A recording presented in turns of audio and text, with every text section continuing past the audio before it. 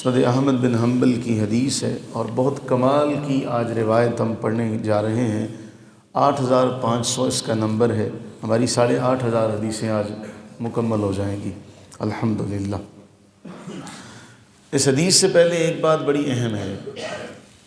ابھی چند دن پہلے ہم نے حدیث پڑھی کہ اللہ تعالیٰ کسی ایک بات کو پسند فرما کر انسان کی بخشش فرما دیتا ہے۔ زبان سے کوئی جملہ نکلا، بندے کو نہیں پتا کہ میں نے کیا کہا، اللہ تعالیٰ اس قدر خوش ہوتے ہیں کہ اس ایک کلمے کی وجہ سے اس کو جنت عطا کر دیتے ہیں، اس سے راضی ہو جاتے ہیں۔ اور اس کو نہیں پتا ہوتا، وہ اپنی زبان سے کوئی جملہ کہہ دیتا ہے کہ اس کا وبال کتنا ہوگا، اللہ تعالیٰ ناراضگی کا اظہار کرتے ہوئے اس کو جہنم میں ڈال دیتے ہیں، اس سے ناراض ہو جاتے ہیں۔ تو معاملہ کیا ہے، اس کو کوئی ایک ادا پسند آ جائے، اس کو کوئی ایک ادا ناپسند ہوئی، یہ نہیں ہے کہ سارا کچھ ہی ہوگا۔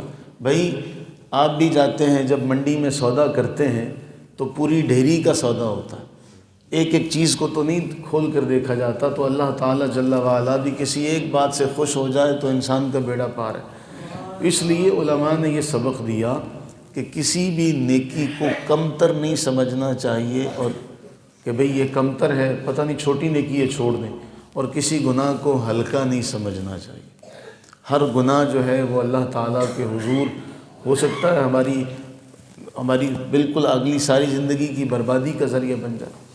حدیث سنتے ہیں، حضرت سیدنا ابو ہریرہ رضی اللہ تعالیٰ عنہ بیان فرماتے ہیں کہ نبی صلی اللہ علیہ وآلہ وسلم نے ارشاد فرمایا، اذا احب اللہ عبدا، جب اللہ کسی بندے سے محبت کرتا ہے، دعا جبریل، تو اللہ جبریل کو بلاتے ہیں، اللہ جبریل کو بلا کر فرماتے ہیں، انی قد احببت فلانا فاحبہ، اے جبریل میں فلاں سے محبت کرتا ہوں، جب میں محبت کرتا ہوں پھر تمہیں بھی محبت کرنی چاہیے، فاحبہ، اے جبریل تم بھی اس سے محبت کرو۔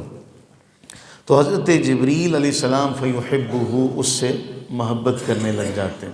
تو پہلے تو وہ صرف اللہ کا محبوب ہے، اللہ اس سے محبت کرتے ہیں، پھر اللہ تعالیٰ کے اعلان کرنے کے بعد جبریل علیہ السلام بھی اس سے محبت کرنے لگتے۔ ثم ینادی فی السماء، پھر آسمان میں پورے آسمان والوں کو پکارا جاتا ہے، اے آسمان والوں۔ اور رسول اللہ علیہ السلام نے فرمایا 4 انگلیوں کے برابر بھی جگہ آسمان میں خالی نہیں ہے، اتنی سی جگہ بھی خالی نہیں ہے، کوئی فرشتہ قیام میں ہے، کوئی رکوع میں ہے، کوئی سجدے میں ہے، سب اب عبادت میں لگے ہوئے ہیں۔ پھر آسمان والوں کو پکارا جاتا ہے اور کہا جاتا ہے، ان اللہ قد احب فلانا فاحبوہ، اللہ تعالیٰ اس فلاں سے محبت کرتا ہے، اے آسمان والوں تم سارے بھی اس سے محبت کرو۔ تو سارے آسمان والے بھی اس سے محبت کرنے لگتے ہیں۔ پھر حدیث میں آتا ہے، ثم یدع اللہ لہ القبول فی الارض، پھر زمین میں اس کی مقبولیت رکھ دی جاتی ہے۔ آپ جتنے بھی اولیاء اللہ، جتنے بھی بزرگان دین، ان سب کا کیا معاملہ ہے؟ کوئی ان کی اولادیں ہیں، کوئی ان کی ایڈورٹائزمنٹ ایجنسی ہے، کوئی ان کا بار بار نام لیا جاتا ہے؟ نہیں، اللہ تعالیٰ نے ان کو مقبول کر دیا ہے، ہر آنے والی نسل ان کا نام جانتی ہے، ہر آنے والی نسل ان کا نام جانتی ہے۔ رسول اللہ صلی اللہ علیہ وسلم کے صحابہ میں آپ دیکھ لیں کتنے کتنے صحابہ مشہور ہیں، ان کا نام ہے، تو ان کی زمین میں قبولیت رکھ دی جاتی ہے۔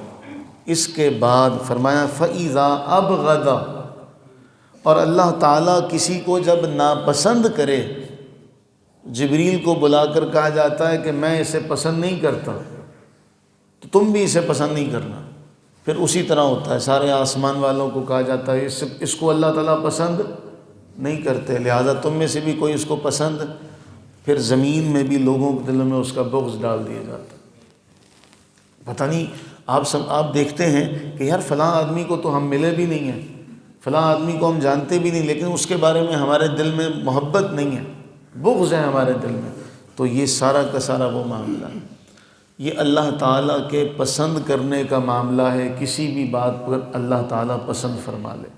ایک حدیث بہت اہم ہے اس حوالے سے، صحیح بخاری کے اندر، اور جب ہم حدیث پڑھتے ہیں بہت اہم معاملہ ہمارے سامنے آتا اور عجیب سا معاملہ.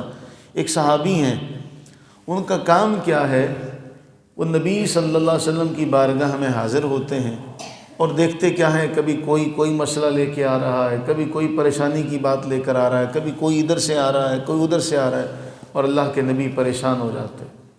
خود قرآن کی کئی آیات ہیں، حضور نے فرمایا مجھے ان صورتوں نے بوڑھا کر دیا. اب سب آتے ہیں اپنی پریشانیاں لے کے، حضور بھی پریشان. اب دیکھیں نا، آپ کسی سے کوئی پریشانی ذکر کریں یا آپ سے کوئی پریشانی ذکر کریں تو پریشانی تو ہوتی ہے. تو وہ صحابی اس موقع میں رہتے کہ جب رسول اللہ صلی اللہ علیہ وسلم پریشان ہو تو حضور کو کوئی نہ کوئی ہنسانے والی بات کر دیتے. یہی ان کی کل عبادت ہے.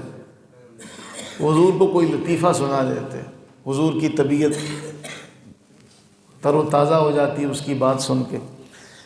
کرنا ایسا ہوا کہ ان سے کوئی کبیرہ گناہ ہو گیا اور اس کبیرہ گناہ پر ان کو 80 کوڑے مارے گئے، سزا ہوئی، حد جاری ہوئی. اس کے بعد پھر ان سے وہ گناہ ہو گیا. انسان ہے نا، انسان سے وہ گناہ ہو جاتا ہے. پھر گناہ ہو گیا، پھر 80 کوڑے مارے گئے. کام ان کا یہی تھا کہ حضور کی بارگاہ میں آتے اور بیٹھے رہتے اور حضور کو کوئی نہ کوئی لطیفہ سنا دیا کرتے تاکہ مجلس کا رنگ جو ہے وہ پھیکا نہ پڑ جائے. تو اب جب یہ عمل کئی 2-3 بار ہوا تو کسی نے کہا لعنت ہو اس پر، یہ سزا بھی لیتا ہے اور پھر بھی گناہ سے باز نہیں آتا. رسول اللہ صلی اللہ علیہ وسلم نے یہ بات سن لی. فرمایا سنو، مجھے اتنا پتہ ہے یہ اللہ اور اس کے رسول سے محبت کرتا ہے، اس لیے اس پہ لعنت نہ کرو.